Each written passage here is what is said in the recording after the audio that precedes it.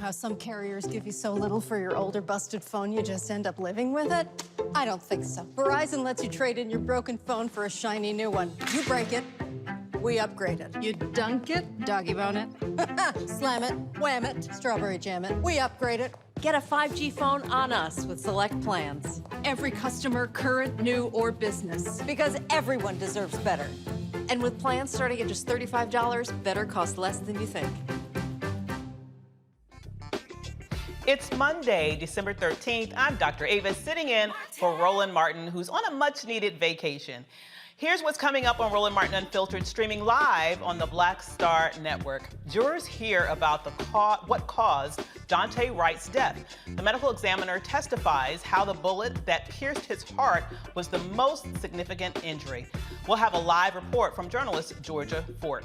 As President Joe Biden's approval ratings drop, inflation is rising. We'll talk to the Senior Director of Research from the Center for American Progress to see if there is a correlation between the two. And the hits keep coming to Vice President Kamala Harris. We'll dissect the latest attack. There's a motorcade heading to D.C. from West Virginia, demanding the passage of voting and other policy legislation. Huge settlements for two wrongfully targeted black people. A Minnesota bank settles with a black man accused of trying to cash a fake check. And Chicago will be shelling out close to $3 million for a botched raid. There's a tour making its rounds to educate people about healthcare. We'll talk to the founder of Fresh about the Accountability Tour. And in our Fit, Live, Win segment, the secret to lowering your blood pressure naturally. It's time to bring the funk on Roland Martin Unfiltered, streaming live on the Black Star Network. Let's go. He's got it. Whatever the miss, he's on it. Whatever it is, he's got the scoop, the fact, the find. And when it breaks, he's right on time and it's rolling. Best believe he's knowing.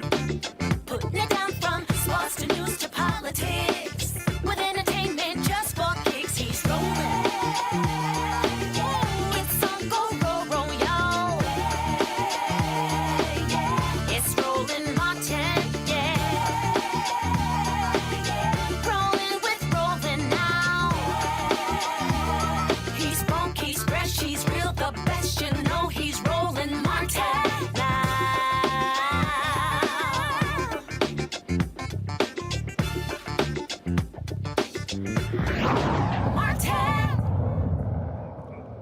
In Minnesota, a jury hearing evidence in the manslaughter trial of Kimberly Potter got details of how the bullet ripped through Daunte Wright's body. An assistant medical examiner told jurors that Daunte Wright's gunshot wound was not survivable. The lower left side of the chest, and I've peeled away the occlusive dressing that was placed in the field. And could you please, for the jury, just describe the difference between an entrance wound and an exit wound? In general? In general, and then as applied to the images that we see. Yes. In general, entrance wounds, entrance gunshot wounds, have a circular or oval appearance. There's usually some missing tissue in the center of the wound. There can be abrasions around the edge of the wound. This particular image that we're looking at here does show a wound that has those features. We will see a cleaned up version of this in subsequent images. And when you say those features, is what you observe here consistent with an entrance wound? They are, yes. And then if we could put Exhibit 119 on the screen, please. Could you describe what's shown here, please? So this is the picture of the right side of the chest, again with the occlusive dressing peeled back, showing an area of injury. It's difficult to see here due to the presence of blood, but this is the opposite injury. And when you say opposite injury, would you characterize that as, how would you characterize that? Yes, we will see that the injury on the left side of the chest is an entrance wound, and this will be shown to show features of an exit gunshot wound. It happened when we peeled back this dressing that you could actually palpate or feel the bullet directly below the skin adjacent to this wound. So that was a definite clue that this was the exit side. What, if any, compounds were found from the testing of the femoral blood? Cannabinoids were the only thing found in the decedent's system. And when you say cannabinoids, is that THC and its metabolites? Exactly that, yes. And are those related to marijuana? They are. Were those toxicology results that you received in any way significant with respect to your determination of cause and manner of death? No, they were not. And then on exam, did you find any natural disease or natural defect that would have caused Mr. Wright's death? No, the only thing we found were injury-related changes associated with the gunshot wound. And now, Dr. Jackson, based on your training and experience, did you ultimately determine a cause of death for Daunte Wright in this case? Yes. And what was the cause of death? The cause of death in this case was gunshot wound of the chest. And did you also determine a manner of death for Daunte Wright? Yes, this is certified as a homicide. Journalist Georgia Fort has been following the case from Brooklyn Center. She joins us now. Hi there, Georgia. How's it going? Thanks so much for having me. Absolutely wonderful to have you on. So today's testimony really went to the cause of death. This was a young man in the prime of his life until essentially he got shot in the heart. That's correct. We heard from the medical examiner, and I'd like to point out, if you've been following this trial, one thing you cannot see is who is in the courtroom. And so during the testimony of the medical examiner, Daunte Wright's family excused themselves.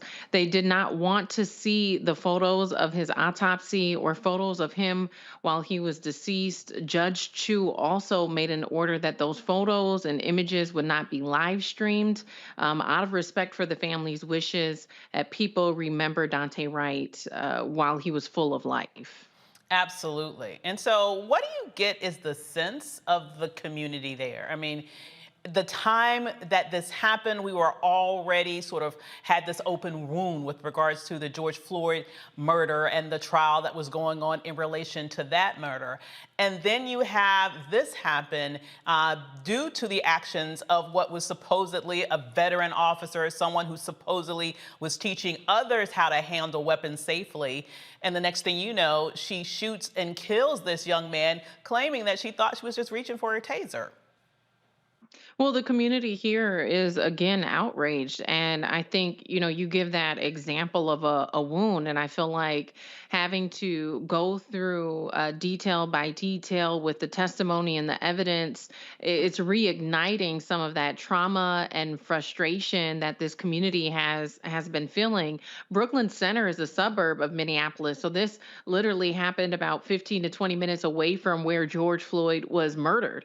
And it's happening, the trial is happening in the same courthouse that the Derek Chauvin trial happened in. And so it is reigniting a lot of those feelings. And one thing I'd like to point out, as we've heard with some of the evidence, there's a lot of questions too, and concerns about the way that police officers conduct themselves in this situation. A lot of people in the community were unaware that one of the responding officers in this case drew his gun on Daunte Wright after he had been shot, demanded that he put his hands up after he had been shot. And, of course, now we know that at that point, Daunte Wright was likely deceased. But what we're seeing unfold on some of the body camera footage that's being used as evidence in this trial is that a responding officer, rather than rendering aid for 8.5 minutes, he had his gun drawn on Daunte Wright. And that's 8.5 minutes that could have been used to potentially save his life. And so the community is reignited with their concerns of public safety, questions about whether or not police in this community are really in position to keep everyone safe, especially when they look like you and I. Absolutely. That is absolutely outrageous. Absolutely outrageous that as this young man is sitting there fighting for his life, literally his life is escaping his body, he's being threatened by another police officer and told to do something physically that he's incapable of doing for 8 full minutes. Nothing is done to save his life. Now, what's really interesting to me with that is this is also happening in the context of, the video that really got a lot of play nationally was right after the shot. We saw the taser, and then it sounded like the defendant in this case was surprised that it happened. Why wouldn't she render aid? I mean, I don't even understand the thought process. If this was an accident, why wasn't someone on the scene there with enough humanity to say, there needs to be something that we do to at least try to save this young man's life?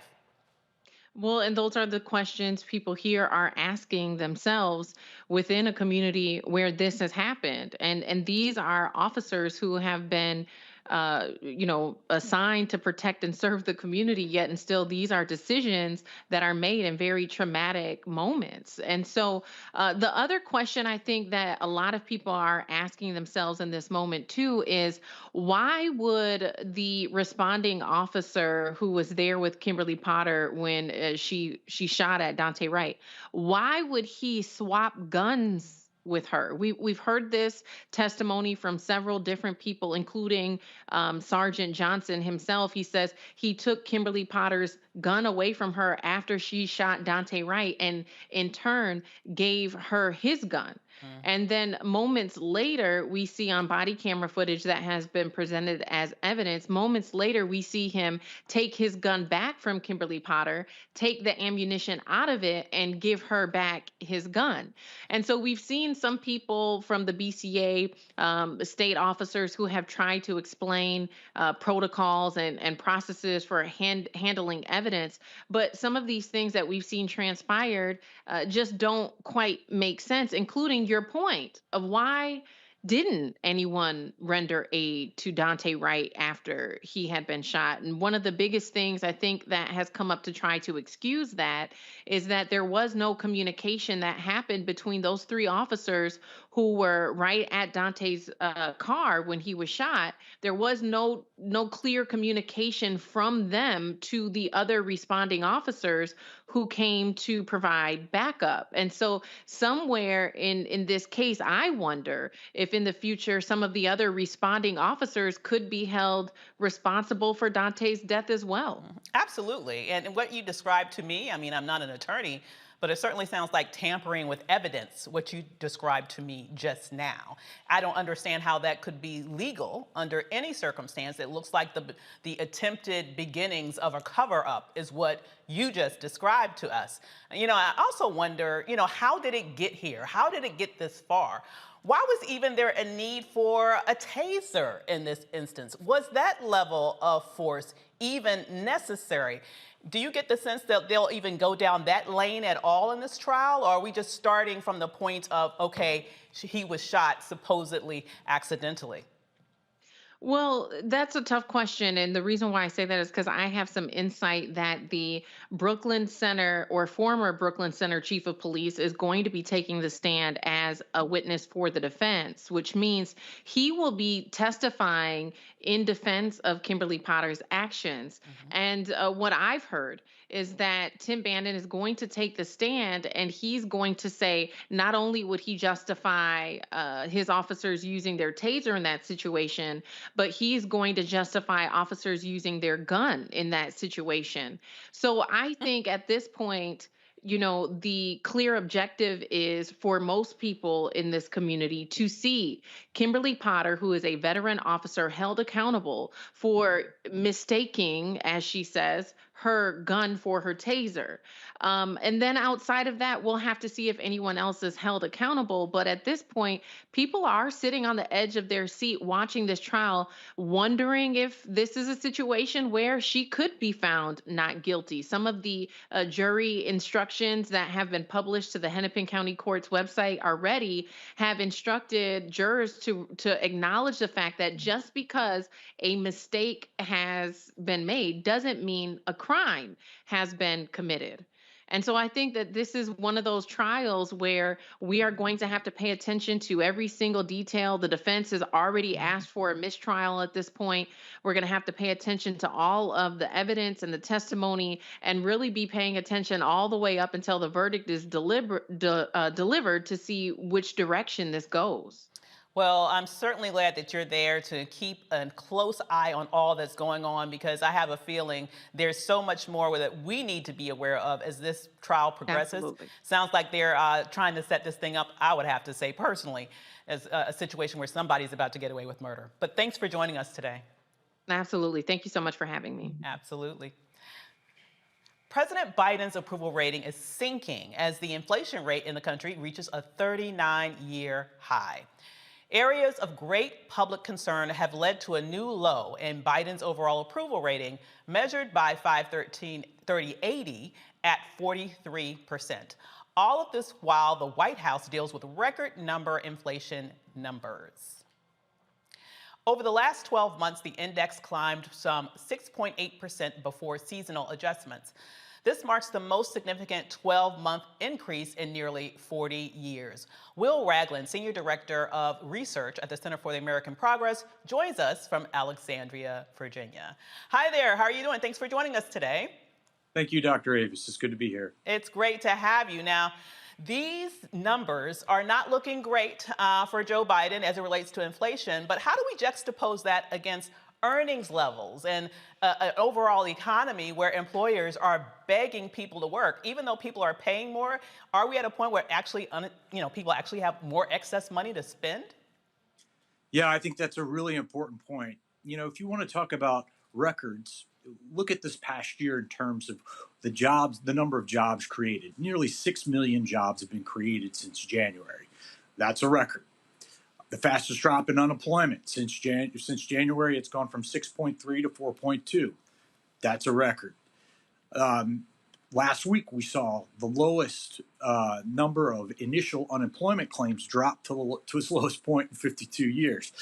And wages are on the rise and outstripping inflation, by the way, for the bottom 70%, the working families. So, inflation, and I don't say that to minimize the real pain that a lot of workers and families are dealing with. Inflation costs are up. People are seeing higher prices at the gas pump.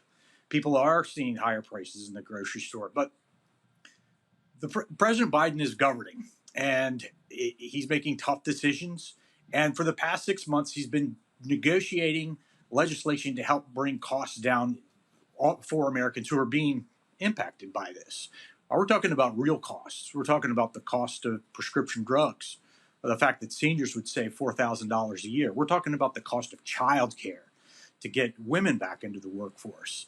And those are big savings. We're talking $5,000 to $6,000 a year alone on childcare. We're talking $8,600 a year if we're talking pre-K.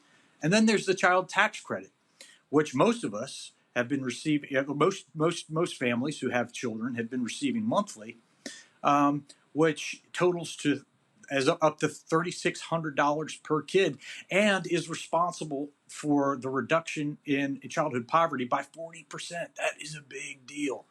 But I think you've seen this drop because a lot of the pandemic, people are sick and tired of the pandemic, a pandemic that it keeps throwing us curveballs. And I think the president has take on a workmanlike approach to this and punched out a lot on the to-do list amidst some really tough negotiations among his own parties, which has been the story for the past now 6 months. And these are negotiations and disagreements in a big tent about bringing the costs down for working families, addressing the climate crisis, and really building a strong middle class. And I think people have to recognize and contrast what the other side has been doing. Meanwhile, they're pushing people out of their party who voted for a bipartisan infrastructure bill.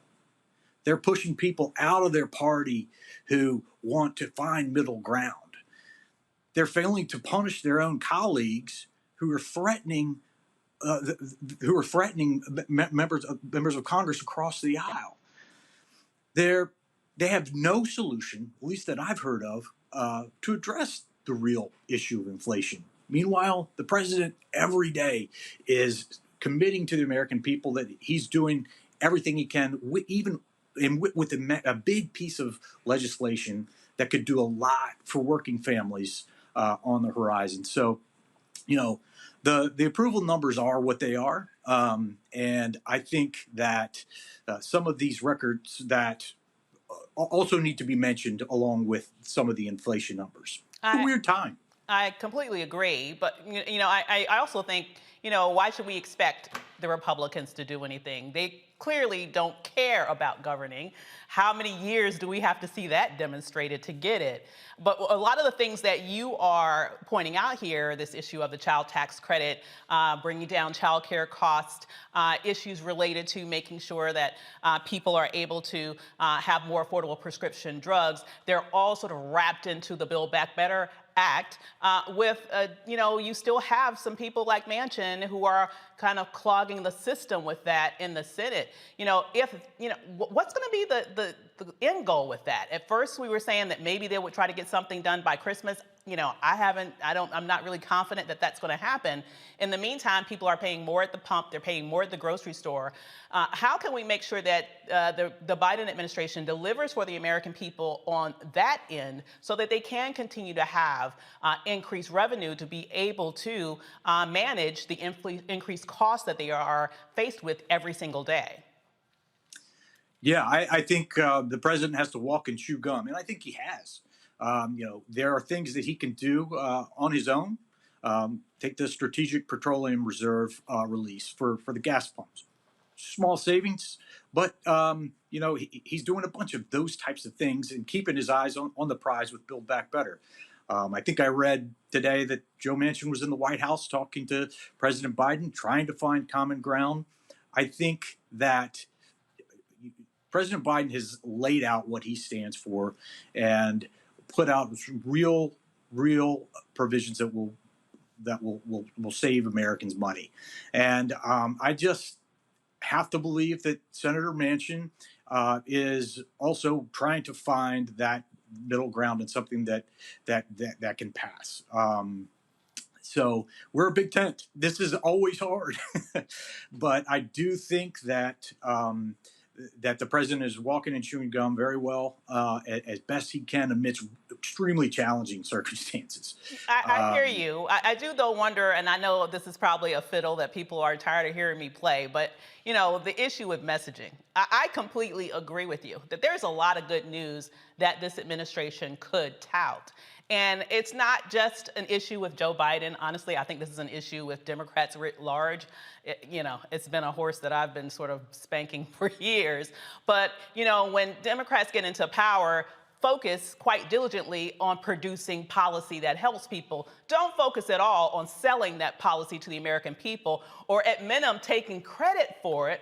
And at the same time, you have this very same people who are obstructionists go home and take credit for stuff that they voted for. What is going on with the Democratic Party with regards to how many times do you have to make the same mistake? When will they start focusing on not only getting caught in the minutia of actually the sausage making of public policy, but also understanding that you have to sell your ideas to the American public at the same time? That's the gum chewing that I'm not quite seeing. I think that we've come a long way since the Recovery Act and the Affordable Care Act. To be honest, I think we've learned some hard lessons there. I think that we're seeing some successes from the rescue plan, but you're right. We need to take credit for where we are. We need to contrast what the alternative is. To be clear, what happens in 2023? What happens if the Republicans win the House? If Trump wants it, he very likely could be the speaker. Mm-hmm. Does that mean that we default on our debt? Can we even keep the government's doors open? And you contrast that to the big pieces of work that we've gotten through already. A bipartisan infrastructure bill that took him 4 years that he talked about for 4 years. Trump did, and we've gotten it done with Republican support. I think that you're right. There's always room for improvement, and it is challenging. And let's be honest, it's not just Fox News or OAN. After a year of trying to recover from a Trump right-wing billionaire who tried to overturn the government, Time Magazine has awarded the Person of the Year to Elon Musk, a billionaire who dodges taxes that his corporation has relied on in the past and is used to build the infrastructure that his cars run on. So, it is a different environment for progressives, media environment for progressives to play in. And I think we need to do better. We must do better. The consequences in 2023 are pretty dang scary. I agree with you. We have to continue to make it plain and simple, and we talk about how this bill is driving costs down and what it means for your pocketbook, what it means for families, what it means for seniors, what it means for a worker who's struggling to pay for college. I think that we have to make it plain and make it simple, and that's something that we are getting better at, but it's not enough quite yet. I agree with you. Yeah, got to work some more on that. One other question I need to ask you, though, about inflation, because I think oftentimes we kind of sit on this island almost as Americans, this idea of American exceptionalism. We really don't compare ourselves a great deal with a lot of the world in a realistic standpoint. But, as I think about this, we're dealing with a world economic crisis coming out of COVID. It's not just America that has had challenges. In fact, from the data that I've seen, when you compare our recovery to other nations across the world, especially other comparable industrial nations, we tend to be doing better than most other nations as it relates to our economic recovery.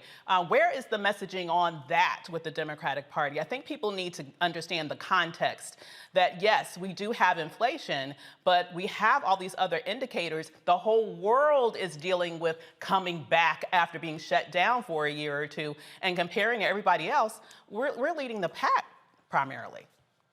Yeah, you hit the nail on the head. Inflationary pressures are rising across the globe. And the U.S. has recovered to past pre-pandemic levels. We're the best in the world. Our recovery is the best in the world. And when you look at the fact that the unemployment rate is down at 4.2%, beating the Congressional Budget Office's projections by 2 years, that we are seeing wages increase and jobs out there for the taking. I think it's something that should be looked at more. There are other indicators as well. You look at disposable income. You mentioned that earlier on. My understanding is that that Americans have over $380 more disposable income than they did in 2019. Spending has been up this holiday season.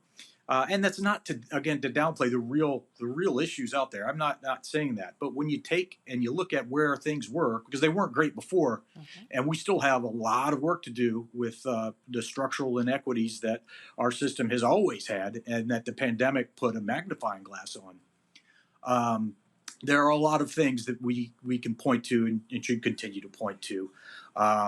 So you're right, and that is something that should be focused on in supply chains as well. That's a global issue too. That's not something that's only impacting the port of Los Angeles or Savannah or Baltimore. This is an issue that China's dealing with, and others are too.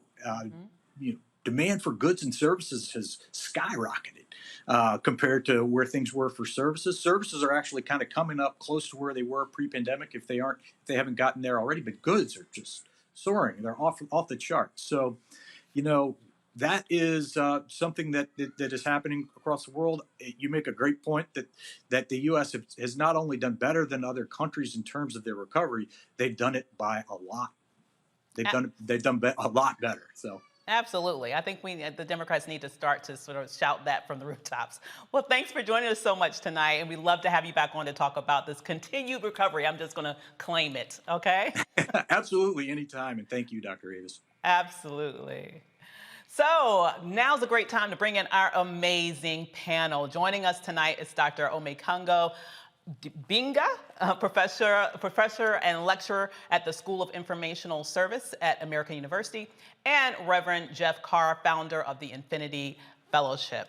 So I am going to start with you, Dr. Omekongo. What do you think about the conversation that I just had about this issue of inflation, but the fact that, I'm just going to still toot this horn. it's a real challenge, not to downplay that there are people that are struggling to make ends meet in this moment. But to me, the Democrats are still struggling with providing some context to what we're experiencing right now. And I think that has a lot to do with these abysmal approval ratings that Joe Biden is suffering at this moment.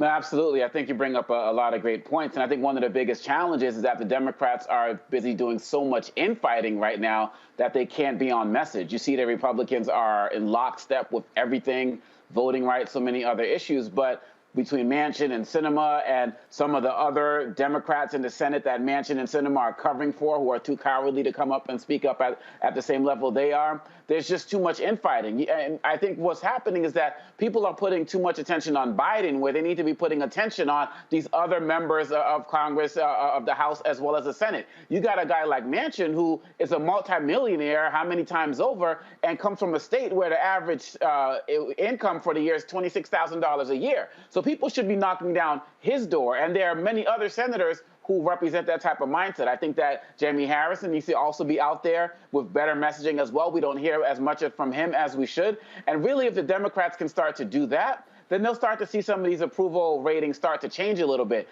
I'm not really concerned about the Fox viewers and all of these other guys, because regardless of what the Democrats do, the people in that echo chamber are not going to hear it. But going into 2022 and 2024, there are a lot of independent-minded voters out there who are registered independent who need to actually see what the Democrats are doing, in addition to what, as you said earlier, the Republicans have not been doing and not proposing, and go, as Obama said when he was running for office back in the day, don't compare, when everyone's like, oh, he's the second coming and all of this, he was like, look, don't compare me to the almighty, compare me to the alternative. And drive home what's going to happen if these guys get back in office, because they are going to continue to tank this country just as they did before Obama got in and just as they did before Biden got in.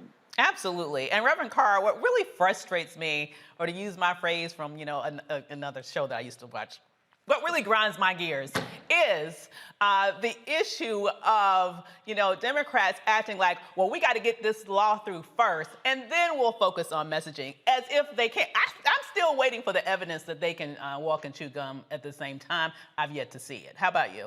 Hey, it's a good thing that you point out, Dr. Avison, as Brother Dr. Omikongo said, it's all about messaging. Yeah, there's this old saying that if a tree falls in a forest and no one is there to hear it, does it actually make a sound? You never really know. President Obama was excellent at messaging, almost to a fault. President Obama was so good at messaging, his team was so good at messaging, the party was so aligned with messaging that you would have believed he could have walked on water. He had to tell you, as it was pointed out, no, I'm not the Almighty. Why did he have to tell you that he's not the Almighty? Because his messaging convinced you that maybe he might possibly be the one. So we should not have to look for another. When I was a little kid, I was in 6th grade, there was this kid who was 1.5 feet taller than everybody else in the school. And as a result, he was a bully. He knew he was a bully. He walked with a bully stature. Everybody treated him like he was the bully, and everybody was fearful. I'll never forget, we were riding home on the bus one day, and this big bully started messing with my little sister. And I turned around and said, hey, man, stop. And I'm going to tell you right now, I was probably terrified, but it's my little sister. That's right. And I said, hey, man, look, don't touch my little sister again. He touched my little sister again. I don't remember what happened next. All I know is when my memory came to it, I was standing on top of him, straddling him, and it took 4 or 5 people to pull me off. From the time that happened to when I was a grown man, anytime that kid saw me ever again, he crossed the street and walked on the other side. Why do I tell this story? Not to brag about some way that I stood up to a bully. It's to illustrate that the Republican Party has become exceptional at being bullies. Mm-hmm. They act like bullies, they talk like bullies, they stand strong, and the Democrat Party is that little kid on the bus who can't figure out what button it will take for you to grow some and stand up to these people. Lord, your messaging is not in alignment with the progressive elements of your party. You don't listen to advice when people give it to them. I have a background as a senior advisor and political consultant, even in the state of Tennessee, when we talk about the importance of gaining control of municipalities and local elections on a Democratic ticket. You give advice to people who are often liberal, white progressives who have come into a neighborhood and taken over that old house that they bought for $1,200 on taxes. It restored it, sold it for $750,000, and then immediately put a Black Lives Matter sign in their front yard. You try to tell them this messaging is not working, and they give you the most arrogant, racist response, and that is, oh, I know better than you how to do this. And that's why we're continuing to get hit in the mouth. Something has to change, and it has to change soon, and it does start with the messaging. A lot is going on, but if people don't hear about it, and they don't hear about it with a full-throated response, it's going to get lost in the wind. Somebody passed the collection plate because Reverend Carr just broke it all the way down. Hey, Dr. Avis, I'm going to add this. And I got this, Brother Overcongo. When I will raise a collection, but if we raise a collection tonight, let's do it differently. Let's raise a massive collection and then not just give it to the Democrats without saying, you're going to listen to us this time. Because we keep this in. As Dr. Maya Angelou reminded us, when people show you who they are, do yourself a favor and believe them. Absolutely. Believe them, and believe them the first time. The first time. Now, when I think so much that you said was so rich and so true. One of the things, though, just the emotion of the story that you told, what it made me think about was the fact that, at the end of the day, people they don't like people who appear to be wimps. People get behind people who stand up to bullies. People like people that fight back. And I don't understand why the Democrats don't seem to get that. They continue to be in their sort of fetal crouch position, singing Kumbaya, hoping that they can create some sort of inspiration from bipartisanship. They don't want you, boo. They don't want to work with you. Just get over that and think about how you can fight back. How can we get to a point where they can grow that spine and then push through those things that need to get through, like the Build Back Better Act, like the John Lewis Voting Rights Act. You're not going to cause some sort of epiphany in the Republican psyche, okay? This is a political strategy to stop all forward movement in an attempt to be able to, they believe, take back power. And unless the Democrats sort of wake up, that's exactly what's going to happen come 2022. What do you think about that, Dr. Omekongo? Well, I think you're absolutely right. And one of the ways that we do it is we look at the example of what the NAACP did last week or in the last 2 weeks when they put out their civil rights report card. And that's when people started to realize that it wasn't just Manchin and Sinema that were blocking voting rights. And some people got F's, some got A's, some got incompletes.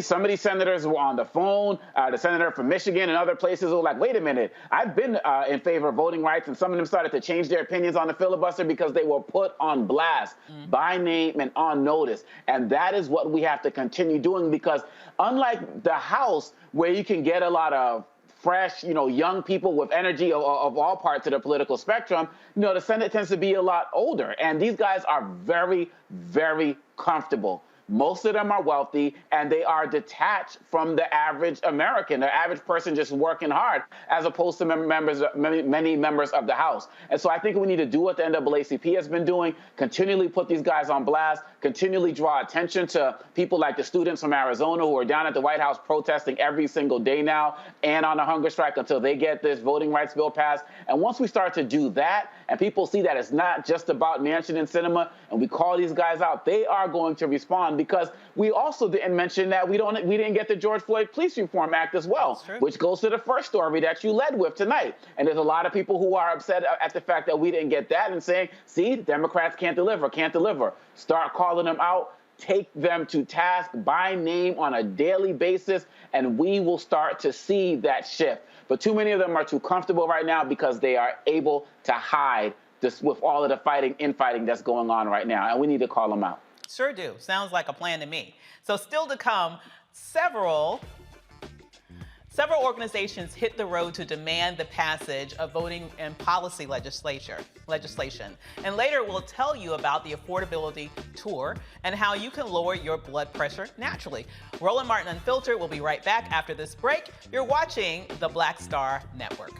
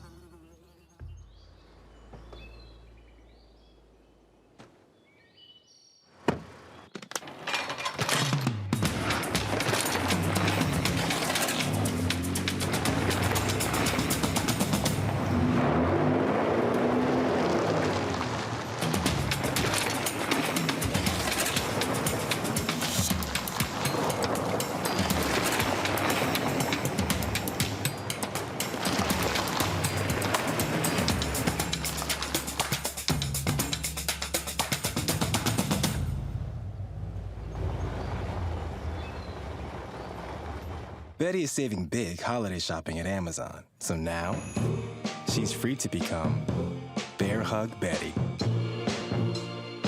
Settle in, kids. You'll be there a while. Ooh, where you going?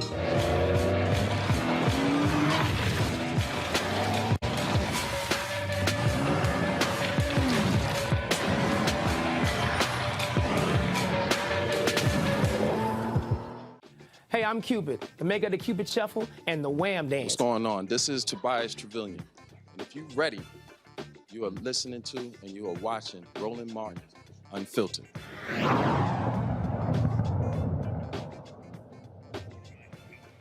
Today, several organizers with the Poor People's Campaign stopped to hold a rally in West Virginia before taking a motorcade to Washington, D.C. to protest for human rights. During the rally, demonstrators called out Senator Joe Manchin and urged him to do what's needed to be done in order for President Joe Biden's spending bill to be passed. We are here because we have been here and there and in D.C. since the winter, when we started working on this Manchin problem. Joe Manchin is doing something that is totally unacceptable to people in the United States. This is bigger than West Virginia, folks, you know. Yes, it is all of the United States. Yes. Joe Manchin, as you know, inherited this position from Robert Byrd. That's right. Joe Manchin claims to like Robert Byrd. Joe Manchin, as you know, is not like Robert C. Byrd, who you will see all over West Virginia, the names all over the place. So, what do I have to say to Joe Manchin? First of all, you're a big liar. Yeah. And you lie, and you lie, and you lie, and you lie. So just stop it. Stop it. Joe Manchin, how about this? Be like Byrd. We are here with with justice, with moral justice. We are taking to D.C. and we're taking our people with us. And we are standing as one. And we are not the cause of all these problems. The wealthy has consolidated all of our money. They have consolidated our power. They have consolidated, and now they're raising everything on us that we can't live. We have no choice but to stand up and fight, people. That's right. We are going to get sicker. We are going to get poorer. We have got to stand up and be one.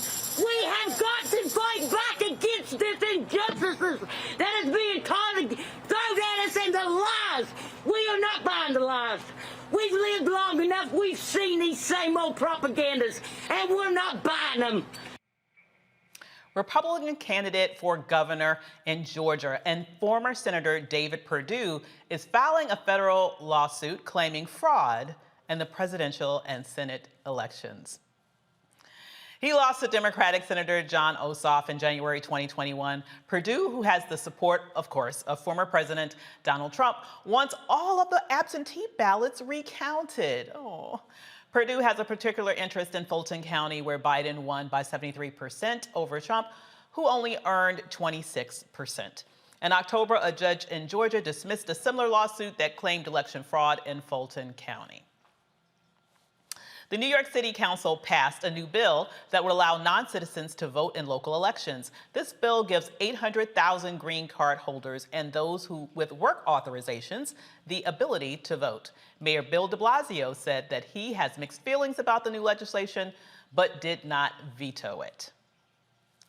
Republican Senator Mark Rubio of Florida tweeted on Friday in response to the new bill, "No city which allows non-U.S. citizens to vote should receive U.S. government funds. Next week, I'm going to file a bill to make that the law." Over a dozen other communities nationwide that allow non-citizens to vote, New York City is the largest city to pass such a bill.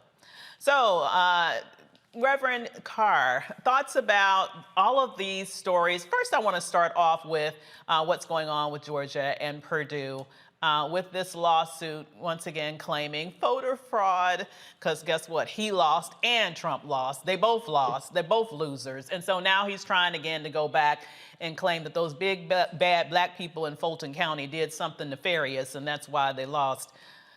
You know, what's dangerous about this continuing to blow this horn is that this is the lie that is leading to attacks against our voting rights, not only in Georgia, but all across the country. You know, Dr. Avis, I've said this on the show before, and I talk about the power of belief. And it's a very dangerous power because people are convinced to believe in something that may not absolutely be true. That may not even align with science or the numbers or even polls. But just like with spirituality, it's the same with politics. It's the same with the current state of the culture wars that are happening in the world and especially in America. Belief is what exists in the absence of provable fact. So when you're at a point where you absolutely believe in something or somebody, especially a mentality that tells you that fraud occurred, you can show people the ballots. You can show people the computers. You can take them and show them the lines of the people standing there, and they will use those three words that are the most dangerous words in America right now. I don't care. When a person reaches a point where they say, I don't care what you say, there was fraud. I don't care what you say, Fulton County is cheating. I don't care what you say, black people are going to destroy us and burn down our homes and rape our women and take our children out. When you can convince a large number of people of a belief like that, then you're going to cause a lot of problems. What's happening in Georgia, what we're seeing there, is not just happening in Georgia, it's happening all across the South. And it's a dangerous trend that's happening because the hoods are coming off, the masks are coming off. And people are beginning to use all of the old coded language, including election integrity. When you hear election integrity, it is code language for voter disenfranchisement. How can we keep people from representing themselves? How can we hold on to power? That's what's happening with Perdue. It's what's happening as it's shaping up with Stacey Abrams. We're seeing that happen, and the solution is that we have to work through that, and we have to have a full-throated response to say, here are the facts, we're going to continue to move, because this becomes a red herring. We get distracted by this language, and we get angered by this language, and we don't turn it into boots on the ground, going out and voting and taking control of these elections and making sure that we're in a position, whether it's local election commissions or whether it's just showing up to vote where we need to vote to make a difference, to make sure that we're going to determine and manifest our destiny in the right way. Well, what makes what's happening in Georgia so dangerous is not only the continuation of this lie, it's the fact that it is propped up by an entire ecosystem of propaganda. And this becomes very dangerous. As you mentioned, the power of belief is very powerful. And it can be very dangerous when it's used in very targeted, nefarious ways like this. It's making me think of, for example, Ruby Freeman, who just filed that lawsuit, former election worker in Georgia, who was in essence harassed. Her life was threatened. Just came out recently that Kanye West's publicist went down. Lord, give me just one other reason to have that name work my nerves, okay? But anyhow, you know, went down there to sort of claim that she's coming to save her, clearly in cahoots, for example, with the Republican campaign, because they were trying to force her to lie and say that she threw the election. You know, it's like there is no bounds to what these people will do to try to win under nefarious means. What can we do under situations like that? There's no sense of morality, zero at all, to fight back in a day like this, Dr. Omekongo. Well, I believe that in the times where we feel like we can't fight back against these ideologies, I quote Dr. King, who said we can't regulate morality, but we can legislate behavior. And what I mean by that is that we need to get these voting rights bills passed, because right now, Purdue he's not even the biggest threat right now. I mean, look what's going on at Mark Meadows and what he's put out. This is, as you're saying, as Reverend Carr is saying as well, this is an elaborate national plot to overthrow the government. Mark Meadows had a former congressman, a blueprint on how to overthrow the government, had the National Guard on standby to protect Trump's people. This is what they're actually doing in real time. All the documents are there. Mark Meadows put it out in a book before he decided that he wasn't going to cooperate because Trump got mad at him. But the information is already there. And really, at the end of the day, if we had the people who Trump is trying to get elected to office in 2022 and all of these guys who are replacing Raffensperger or people in Georgia and all of these guys, election officials, if they are the people, if they were in place in the last election, Trump would have won. And if these guys who are coming in to take over different electoral boards and all of this are in office for 2024, Trump is coming back. Goodbye, democracy. And again, senators are too comfortable acting like all of this, the gentlewomen, the gentlemen from this and that. This is nonsense. This is fight time. And the best way to fight right now is with that legislation.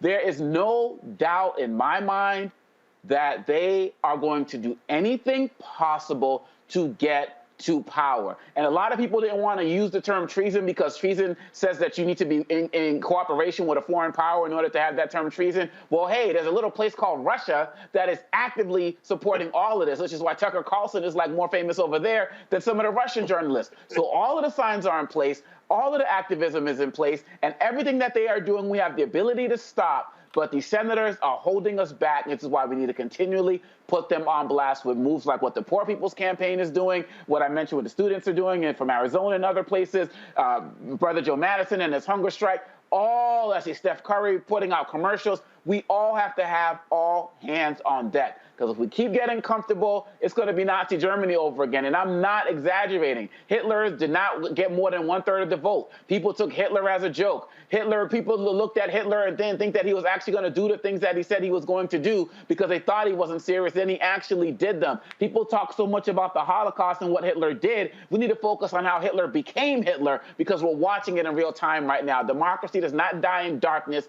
It dies in the light of day. Absolutely. That's exception. Another drop the mic moment. We'll be right back for more after this break.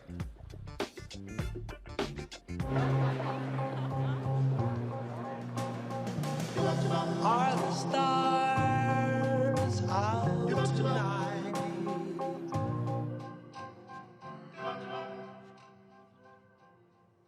Alexa, play our favorite song again. Okay.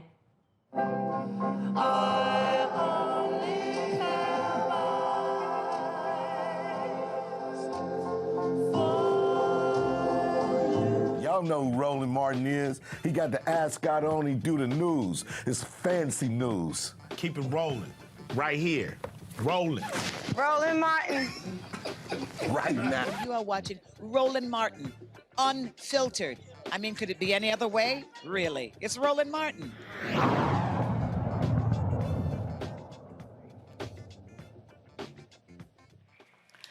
there's a tour that could be heading your way.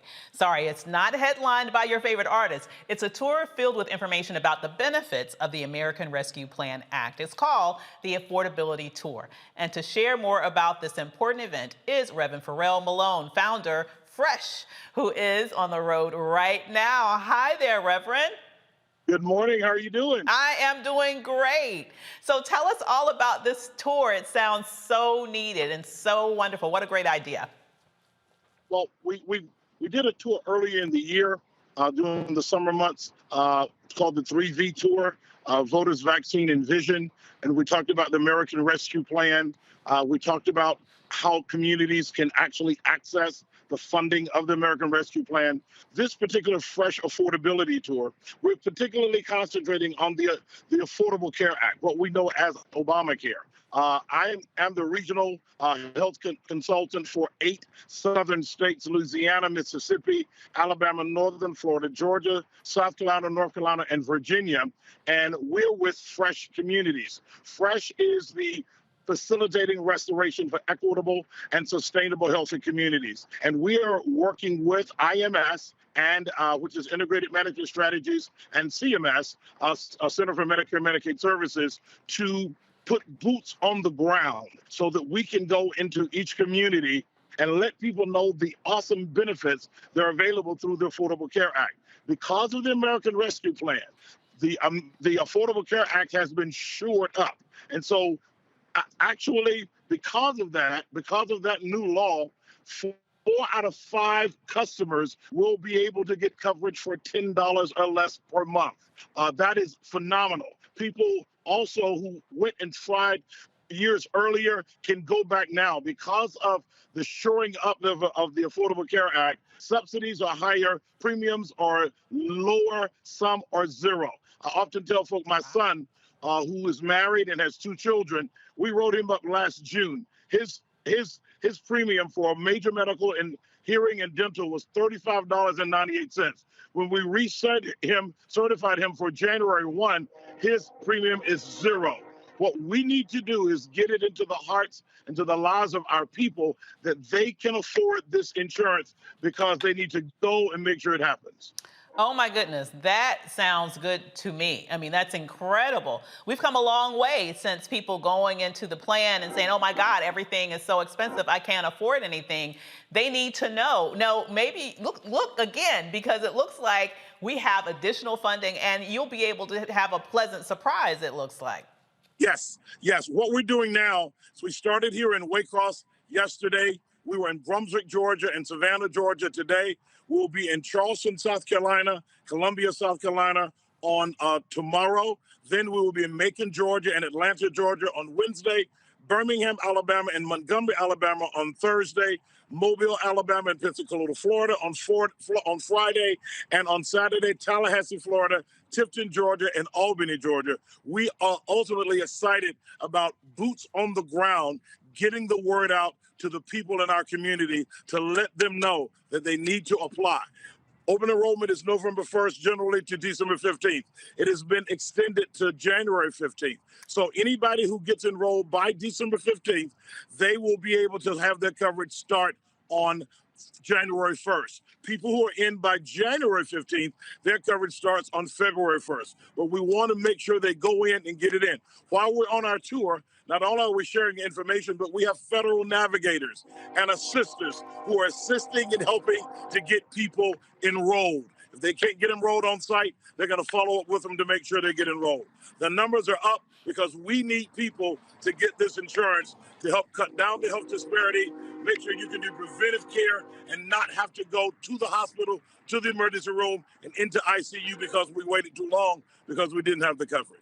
You know, I'm so glad that you reiterated when the enrollment deadlines were, because I had heard a lot of messaging around December 15th, but I haven't heard a lot of messaging around the fact that it's actually been extended to January 15th. So if you've already gotten it, wonderful, you're good to go come January 1, but you still have time to go in there, do your research, make a good plan for you, because if you need a little bit beyond Wednesday or so of this week, you have that extra time now. No doubt about it. January 15th. We want to get people in as soon as we can because we know there's going to be a rush at the end. Yeah. So you can now go www.healthcare.gov and get directly into the program now. Or you can use the opportunity to bless and have your church involved in it. They can go to cms.gov and become a champion for coverage so that they can get the information by which they can do it at their church, at their community club. Whatever we need to do in the community to get it to our people, we need to do it. I love it. And I love so much what you are doing specifically, because there are people that may be feeling a little intimidated about going online. Maybe they're not used to doing that. Maybe they don't know where to go. Maybe they don't have broadband. You know, people have different, especially in the South. I know I'm from a very rural area. You cannot buy good internet access where I'm from. So the fact that you are actually going to where the people need to hear from people like you directly, I think is amazing. Well, let me let you know what else we have. We not only do we have my bus, which is right behind me, but we have the Fort Valley State University, an HBCU. They have a mobile tractor trailer, a mobile technology center that has 20 computers on it. That bus is accompanying us as well. So when you get there tomorrow or whenever we come to your community, not only will we be able to sign you up, but we'll be able to put you on this tractor trailer, and the navigator broadband is on the actual vehicle itself. It is an awesome innovation in technology. We're taking it to the heart of our communities to make sure our people get covered. I love it. So tell us once again how people can find out about you and your schedule so they can know when you're coming to their town. Yes, they can go to ourfreshcommunities.com. Ourfreshcommunities.com. Our schedule is there. And also the information on what they can do to text, and we can give information to them. All of that is in place right now. That is wonderful. Congratulations for all that you're doing right now. Thank you for all the work that you're doing in the community. And we look forward to seeing you out there on the road. Thank you. God bless. Thank you. And we'll be right back with more after this break.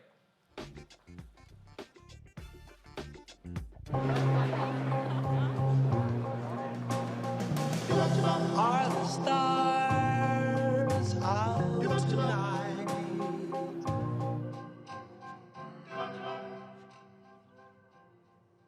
Alexa, play our favorite song again. Okay. I only have eyes for you.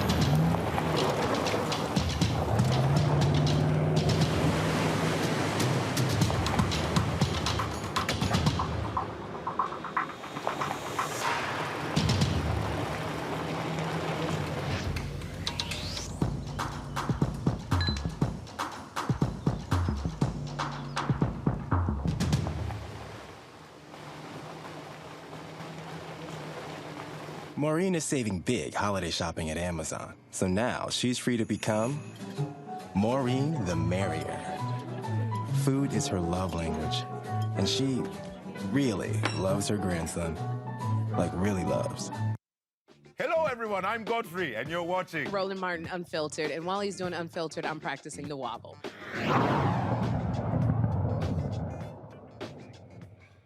President Joe Biden is nominating Ventress C. Gibson to be the next director of the Mint, Department of the Treasury.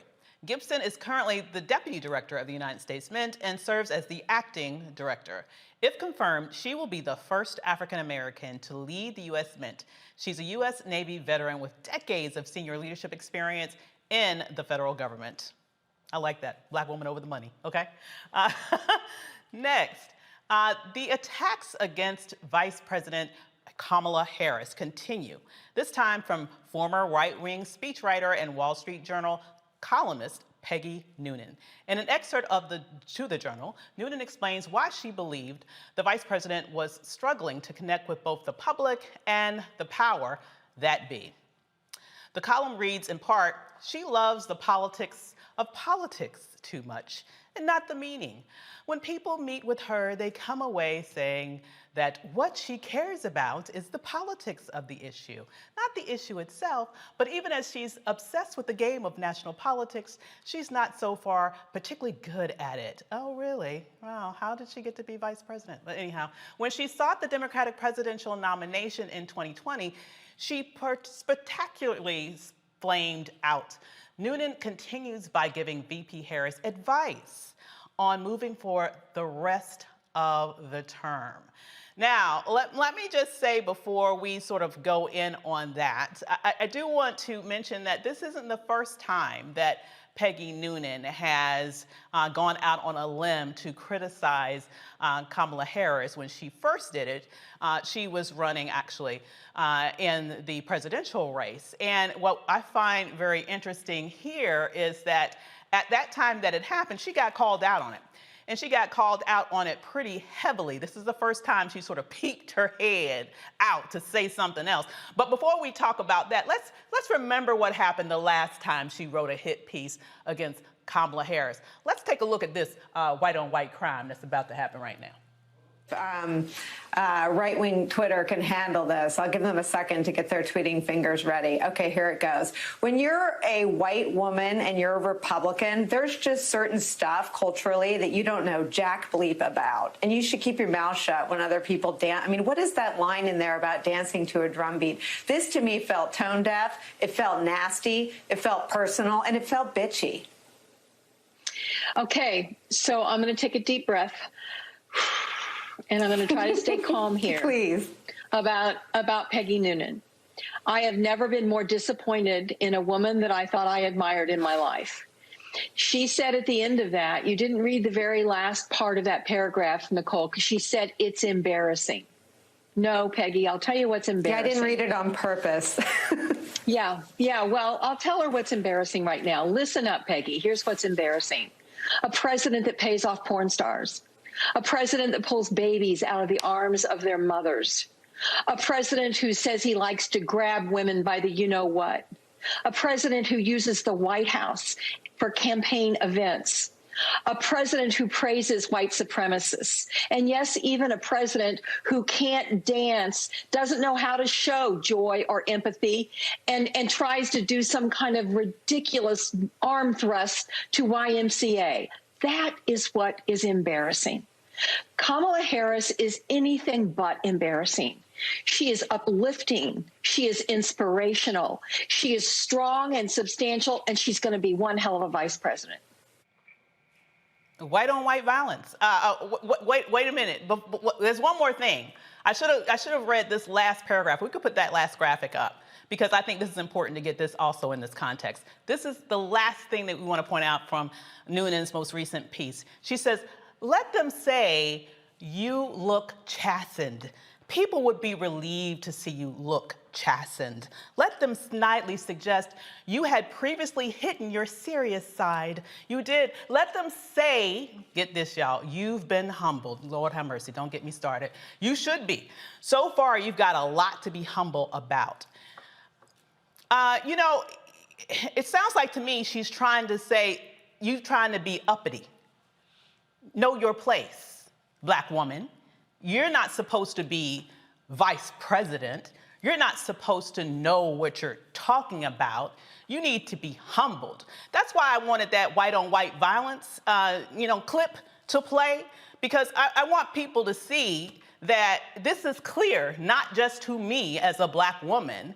It's clear to any sentient being that is seeing everything that has been happening now from the beginning of Kamala's race, actually. You know, it's a different standard that black women are held to at every level of power in our society. Should we be surprised that she's being held to this different standard and, in fact, being told to be humbled? I have to agree here with the assessment that not only does that sound bitchy, it also sounds sounds to me like Peggy Noonan doesn't know jack shit about what she's talking about. That's just my take on the matter. I guess I shouldn't have cursed and then ask the Reverend to take over. But Reverend Carr, what's your assessment of the situation? I'm going to say this because I had to do this. We had a recent Colbert on. We were on once, and she said, I have to pardon myself. I need y'all to understand. Infinity Fellowship is on the cutting edge of interspirituality, and we're reframing what church looks like. And that means that the first foundational principle is that you are your authentic self. And we, as people of African descent who find ourselves in a country where we had to learn a new language, we had to learn a new culture, we had to learn a new religious and spiritual perspective. When you travel around the world, many languages have so many words for just one concept. We're extremely limited here. So every now and then, you got to drop something into the language to help accentuate what you normally would have had you had access to your original language. So there's no judgment in this space. I'd rather somebody be honest and tell me whatever they're telling me, and for somebody to put on and be inauthentic. So absolutely, I love it. I'm with it 100%. We're talking about the messages that we receive. I'm giving a Wakanda toast. I'm gonna give a Wakanda toast to that white on white crime we just witnessed.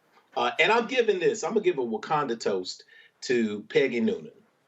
I'm gonna give it to you because at least at one point she mastered what we have been talking about, a common theme that has been here this entire show, and that is messaging. A kinder, gentler nation. Absolute, complete bullshit. Peggy Noonan came up with that, though, for Bush the First. 1,000 points of light, Bush the First. Wow, everybody got around that. Absolutely meant nothing in terms of action and proof for what happened in terms of people moving forward in our society at the time. If anything, we were set back, but she came up with that. However, we got to put it in context now. She's also involved in messaging now for the future because Kamala Harris is a threat. So by using language like she's dead, by using language like she's inadequate, by using language like she needs to be humbled. How many of us have heard that? When we were standing next to a white colleague and they say something really, really strong and really something that's full of content, and people say, oh, my God, I just love his bravado. Oh, I love his confidence. Don't you love him? When he's on an athletic court and he takes over the game and he butts his chest and he throws the ball down. White guys say, God, I love it. The minute we do it, oh, they're so arrogant. They're so cocky. They need to be humbled. As my mom said, and my dad said, we've used it a lot on the show. Son, when you open up your mouth, you put your brains on display.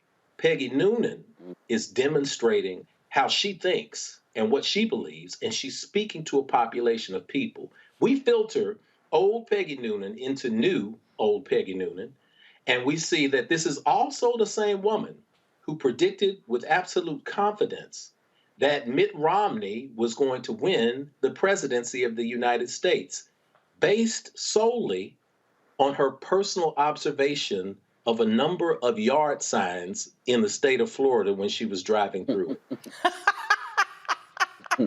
So always consider the source.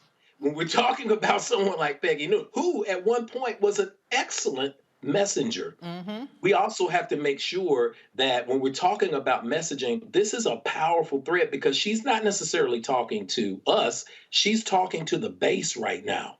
And when she's talking to the base, she fires them up. So whether we're talking about Kamala Harris or we're talking about Joe Manchin, we've got to find some rallying cry here. Consider this, and then I'll turn it over to you because I know y'all have some great, I got to hear what y'all have to think is great.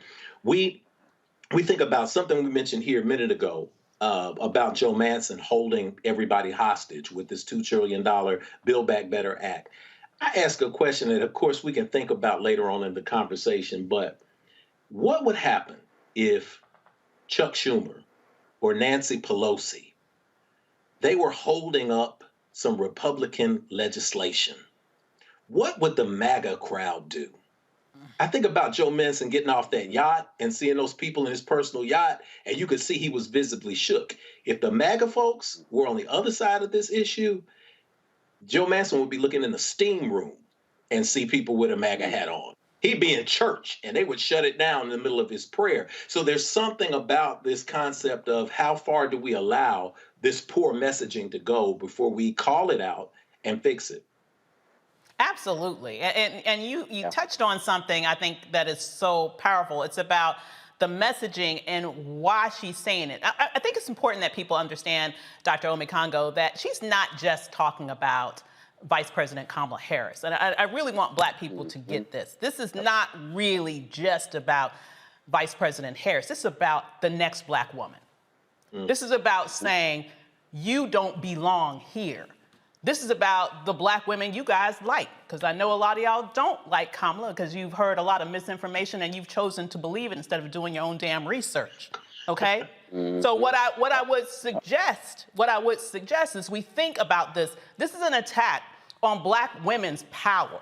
That's what that is. And when we think about it from this context, it's time for us to stop acting like, well, you know, it's just another attack and it's okay because it's her and I don't like her. I think you need to think about the next Black woman. Think about the Black women that you do like. Think about the young Black girls that are witnessing how this Black woman is being throttled in public because she has the gall to be excellent at what she's done, has done something no other woman in the history of this nation has been able to do.